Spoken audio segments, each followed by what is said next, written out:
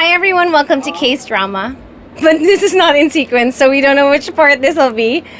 But yeah, this is our first guest for the day in our magical tent here in Quezon. This is like the name of my character, Aurora Quezon.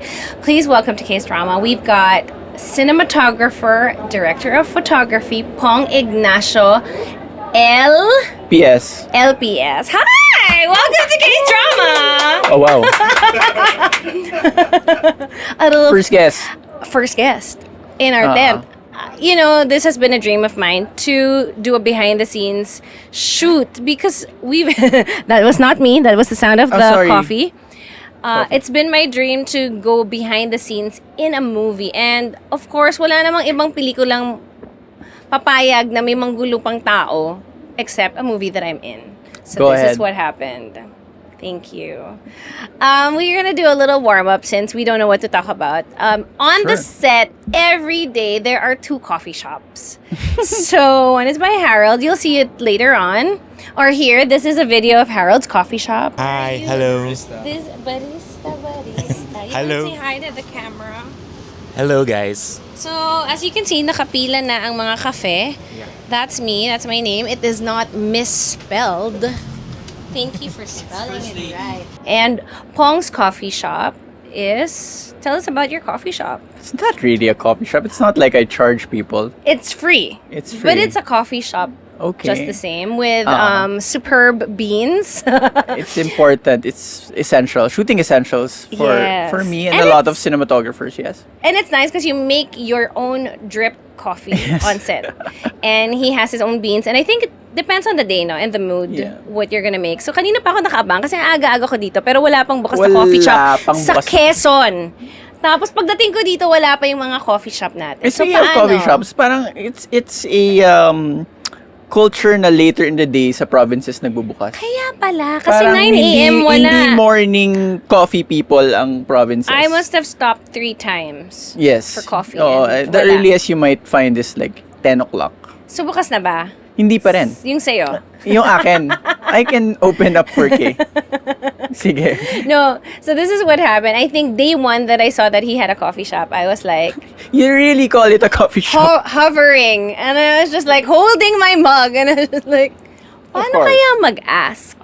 But I didn't deserve it that day. Parang natawa lang yata sila sa idea na hindi ko kaya mag-ask. So the second day, the day after, I think you offered. And I had my... mug, which was of a coffee shop brand, which is not as indie as your store. Indie, I like that. I came from indie, so yes. Yeah. And speaking of indie, that's our roots. My first one was with my blockmate, Carlo Mendoza. Yes. Shout out, Carlo. And my other blockmate is your cousin, Rachel. Rachel. I won't call her nickname here, but yes, Rachel. Will she hate us? Let's say No, it. She won't. She has no right to hate us. Correct. But yeah, it's so cute that, you know, she's such an ate. She's like, make sure, ganyan, Pong, blah, blah, blah. Yeah, that's our side of the family, yes. Correct. Yes, and she's very ate in that much, sense. And I had to report to her that I actually did not just make you smile and laugh. I made you sing because you made a joke about my outfit. So I usually wear this. This is my outfit. And Aurora Quezon would be also vintage, obviously, because she's from the 30s. And at least in this film, up to the part of, I can't say maybe until when, but I wore it with my brown boots because it was a rainy day and we were in Corregidor. Tapos tinawag mo kong... For non-blondes. And because of that, I sang on the spot. What's 25 up? What's years. going on? What's going on? So we have to send you that video. Yeah, but they can only show part of it. But definitely the whole set sang with us. Because that's the end of the film. Because it's very 90s, 2000s. Look, right? Very cool, very cool. So from films to coffee to music videos, tell us about your music videos. If you remember, I shot a music video of yours. Yes, it was in black and white, directed by Quark Henares some time ago. Quark. Hi, Direct Quark. That was some time ago.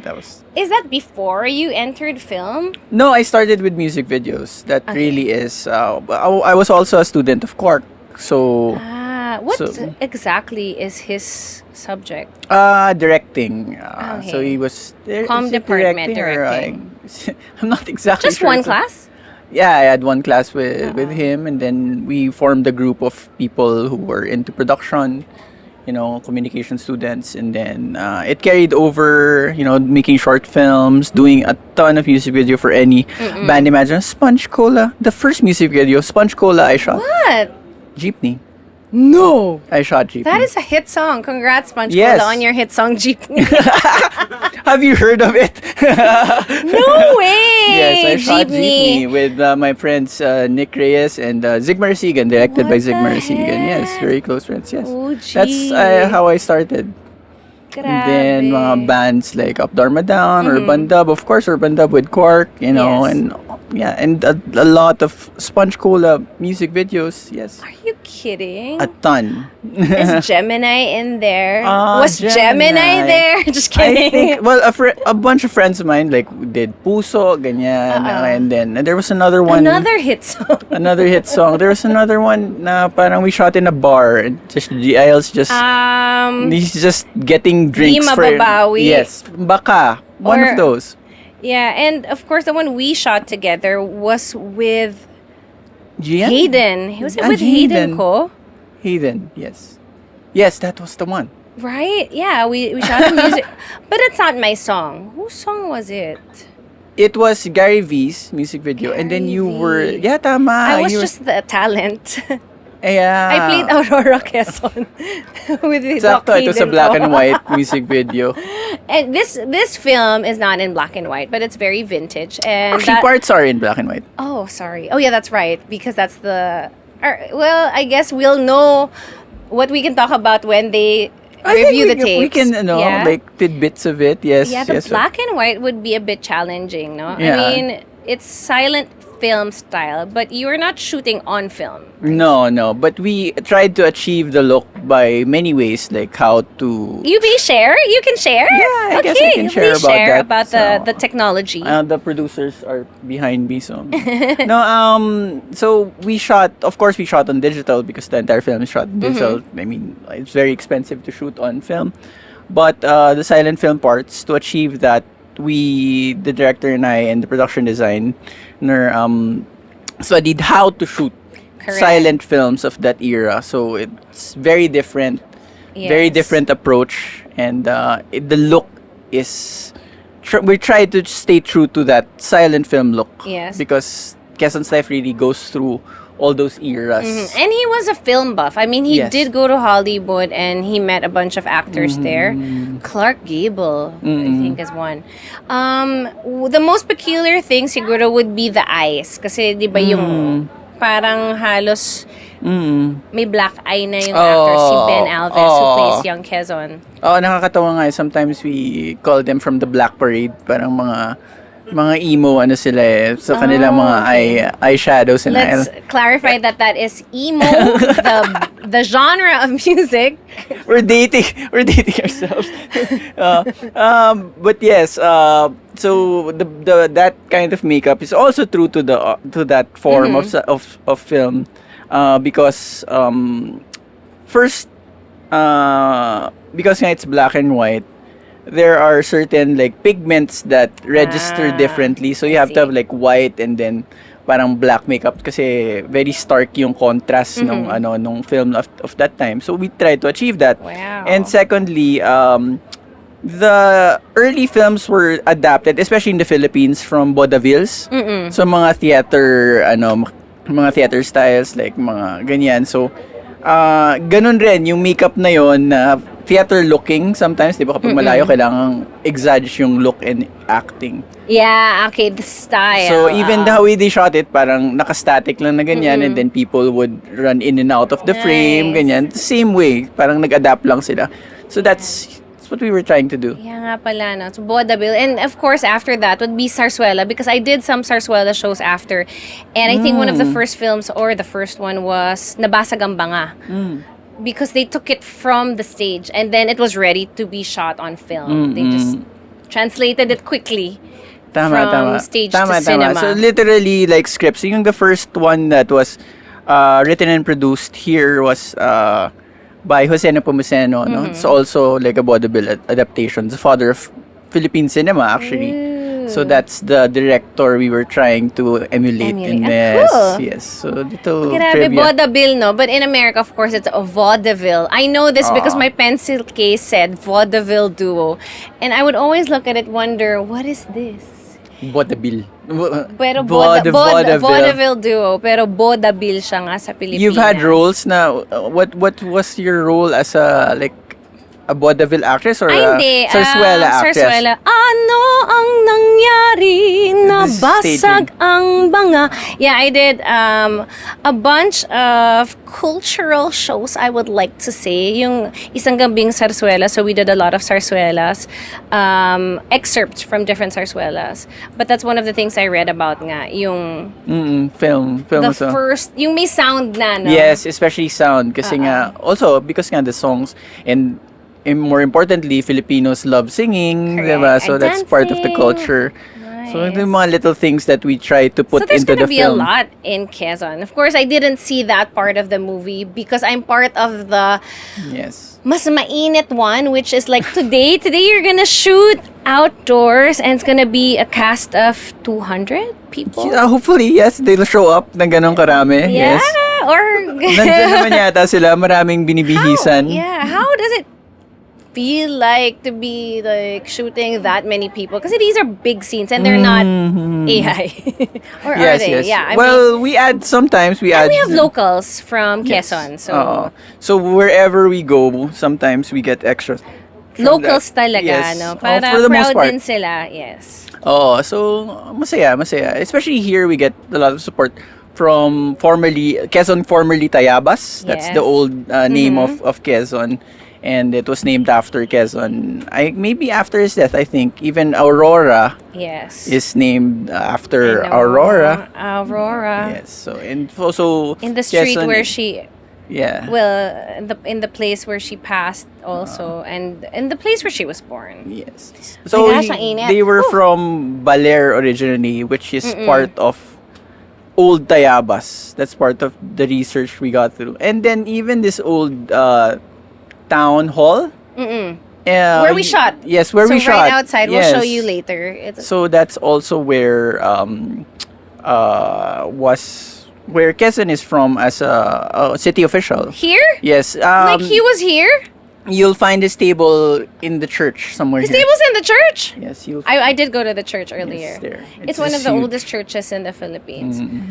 But yeah, I think this town hall is one of the most beautiful settings that we had. And when I entered, it really felt like a time machine. Do you feel that way sometimes when we're shooting? Yes, definitely, especially with the costumes and the sets. And the exciting part about this film is that mayaman yung Pilipinas nung panahon na to. So parang very grandiose yung mga costumes as you'll show Yes, with your as we mga- borrowed. in your hair and your Jorel your Espina. looks, di ba? Ganyan. Yeah. And then, so lahat, pati mga sets. And so, medyo golden era nga, I would say. Visually. Visually. Yes. Well, mayaman rin kasi parang after the First World War, yung 30s, after the First World War, we were kind of the supplier of America. So, parang maraming pera rin na umiikot sa Pilipinas noon. We didn't really join the war. But of course, we were affected during the Second World War. Yes. Yun. So, yun. Which is nice because they'll see bits and pieces of the war towards Yes. the end of the film.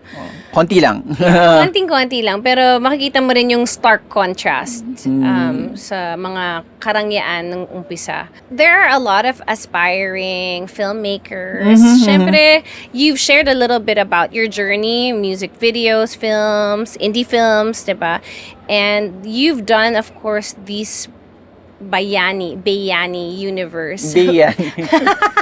Bayani universe. So, of course, you're part of the Bayani-verse. How does it feel? It's the last installment. And we're gonna be shooting stuff with the rest of the universe soon. It's been a really long journey, no? Kasi we started Hinaraluna. Technically, we shot it 11 years ago and it came out 10 years ago. And we were kids. just literally kids playing around. So, ang coffee nyo noon, chocolate. Hindi pa kami siguro ganun kaarte sa kape nun. Ngayon kasi parang, my beans are aminin from... natin, maarte na tayo sa kape ngayon. But 11 years ago, Gerald directed that film with us. And I shot that for him. It's, parang when we were doing General Luna especially, parang lang kami naglalaro. And then parang not knowing na, a year after when it came out, it would be this huge success that we'd be all proud of with Daphne and, Monica, our production designer. And, we had different people through the years, pero kind of like the core has really stuck together. Monica's been there forever. Yes, too. yes. So TBA is kind of like, especially with Daphne and Lexter also.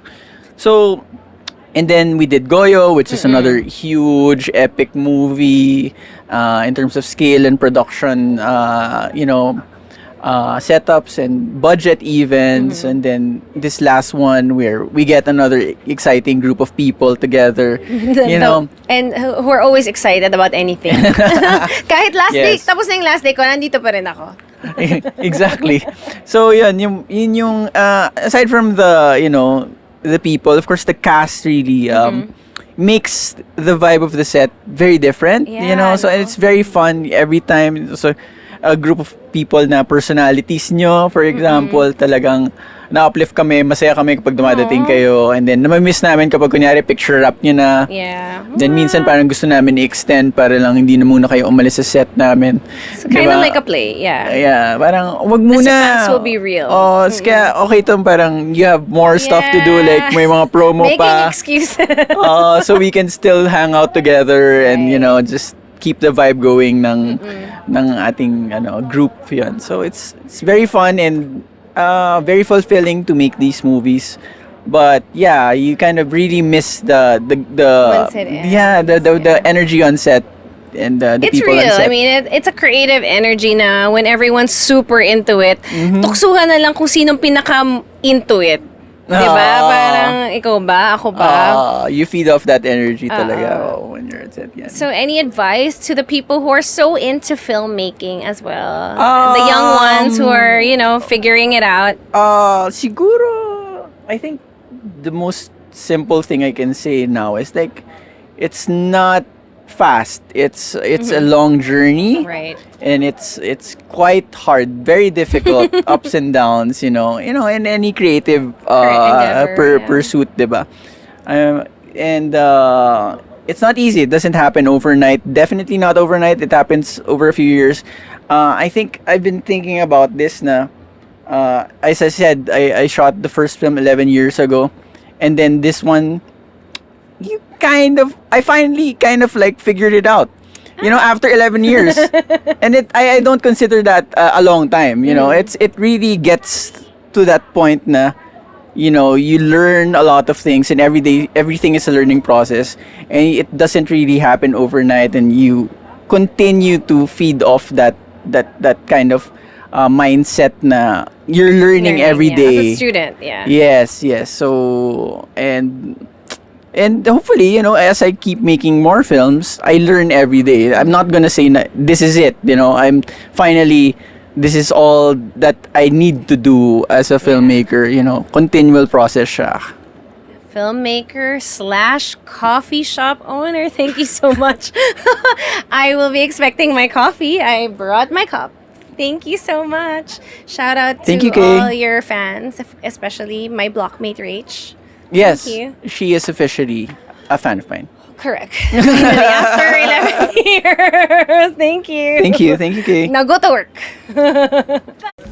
25 years and my life is still trying to get that great big hole. Or whatever that means. So I wake in the morning, I step outside and I take a deep breath and I get real high and I dream of popping my lungs. What's going on? Everybody. And I say